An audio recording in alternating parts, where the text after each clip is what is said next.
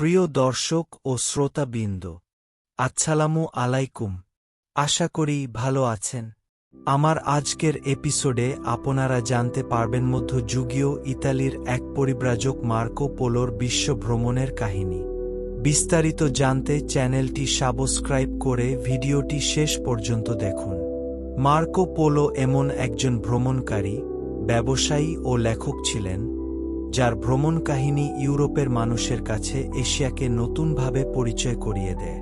তার লেখা ২৪ বছরের ভ্রমণ বৃত্তান্ত দি ট্রাভেলস অব মার্কো পোলো মধ্যযুগীয় ইউরোপে অত্যন্ত জনপ্রিয় হয় এবং পরবর্তীকালে বহু অভিযাত্রীকে নতুন পৃথিবী আবিষ্কারে অনুপ্রাণিত করে।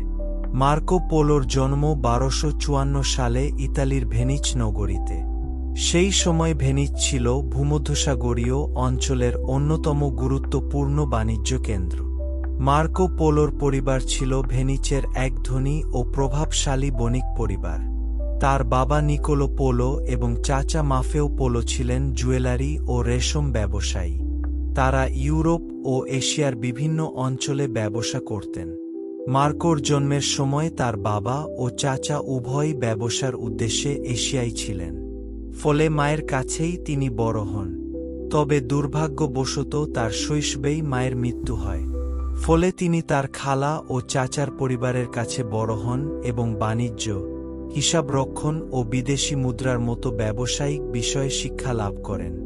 ১২৬৯ খ্রিস্টাব্দে মার্কোর বাবা নিকোলো এবং চাচা মাফেও দীর্ঘ ১৫ বছর পর এশিয়া থেকে ভেনিসে ফিরে আসেন। তারা মঙ্গল সাম্রাজ্যের মহান সম্রাট কুবলাই খানের দরবারে গিয়েছিলেন। সম্রাট তাদেরকে পোপের কাছে কিছু অনুরোধ সহ আবার ফিরে আসার আহ্বান জানিয়েছিলেন। ১২৭১ খ্রিস্টাব্দে মাত্র ১৭ বছর বয়সে মার্কো পোলো তার বাবা ও চাচার সাথে এক দীর্ঘ ও বিপজ্জনক যাত্রায় রওনা হন। এটিই ছিল ইতিহাসের অন্যতম বিখ্যাত সিল্ক রোড বা রেশম পথের অভিযান। তাদের যাত্রাটি ছিল দীর্ঘ, ক্লান্তিকর এবং ঝুঁকিপূর্ণ।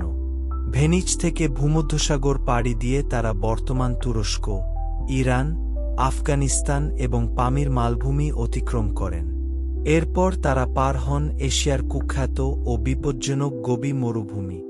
দীর্ঘ প্রায় ৪ বছর ভ্রমণের পর ১২৭৫ খ্রিস্টাব্দে তারা কুবলাই খানের গ্রীষ্মকালীন রাজধানী সাংদুতে পৌঁছান। তরুণ মার্কো পোলোর বুদ্ধিমত্তা, ভাষা শেখার অসাধারণ ক্ষমতা ও ৪টি বিদেশি ভাষায় দক্ষতা এবং পর্যবেক্ষণ ক্ষমতা দেখে মঙ্গল সম্রাট কুবলাই খান অত্যন্ত মুগ্ধ হন। সম্রাট তাকে তার রাজ দরবারের একজন গুরুত্বপূর্ণ কর্মকর্তা ও বিশেষ দূত হিসেবে নিয়োগ দেন। সম্রাট কুবলাই খান মার্কোকে চীনের এমন সব প্রত্যন্ত অঞ্চলে পরিদর্শনে পাঠাতেন যেখানে সাধারণ মানুষের প্রবেশাধিকার ছিল না। তিনি দক্ষিণ ও দক্ষিণ পশ্চিম চীন এবং বর্তমান মায়ানমার ও ভারত সীমান্তের কাছাকাছি এলাকাগুলো ভ্রমণ করেন। কিছু ঐতিহাসিক সূত্রের দাবি অনুযায়ী মার্কো পোলো প্রায় ৩ বছর চীনের ইয়াংচৌ শহরের গভর্নর বা কর্মকর্তা হিসেবেও দায়িত্ব পালন করেন। চীনে অবস্থানকালে মার্কো এমন কিছু জিনিস দেখেন যা ইউরোপীয়দের কল্পনারও বাইরে ছিল, যেমন কাগজের নোট টাকা হিসেবে ব্যবহার, কয়লা পুড়িয়ে তাপ উৎপাদন, চমৎকার ডাক যোগাযোগ ব্যবস্থা এবং সিল্কের ব্যাপক ব্যবহার। নগর সভ্যতা, বিশাল শহর, সেতু, খাল ও বাজার দেখে তিনি মুগ্ধ হন।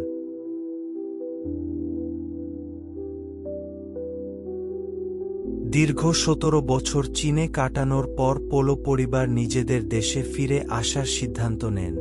কিন্তু সম্রাট কুবলাই খান তার এই বিশ্বস্ত বন্ধুদের ছাড়তে রাজি ছিলেন না। অবশেষে একটি সুযোগ আসে। পারস্যের মঙ্গল রাজা আরগুন তার স্ত্রী বিয়োগের পর কুবলাই খানের রাজবংশ থেকে একজন নতুন রাজকুমারী চান। ১৭ বছর বয়সী রাজকুমারী কোকাচিনকে পারস্যে পৌঁছে দেবার দায়িত্ব দেওয়া হয় পোলো পরিবারের উপর। ১২৯২ খ্রিস্টাব্দে তারা দক্ষিণ চীন থেকে ১৪টি বিশাল জাহাজের একটি বহর নিয়ে সমুদ্রপথে রওনা হন। চীন থেকে Vietnam, Malaysia, Singapore, Sumatra, Sri Lanka ও ভারতের মালাবার উপকূল হয়ে তারা পারস্যে পৌঁছান। এই দীর্ঘ ও বিপজ্জনক পানিপথের যাত্রায় শত শত মানুষ মারা গেলেও পোলো পরিবার ও রাজকুমারী বেঁচে যান। পারস্য থেকে স্থলপথে কনস্টান্টিনোপল হয়ে 1295 খ্রিস্টাব্দে দীর্ঘ 24 বছর পর তারা ভেনিচে ফিরে আসেন।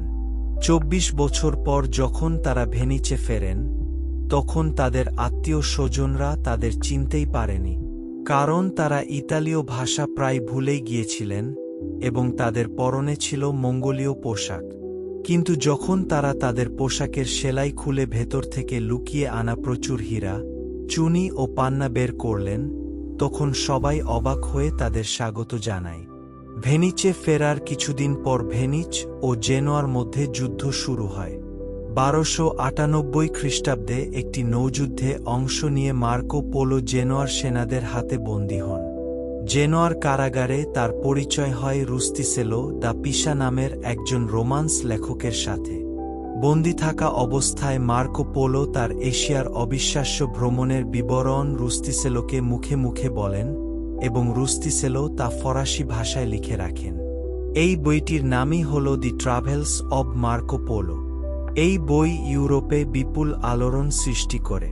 কারাগার থেকে মুক্তি পাওয়ার পর মার্কো পোলো একজন ধনী ব্যবসায়ী হিসেবে ভেনিচে শান্তিতে বসবাস করতে থাকেন।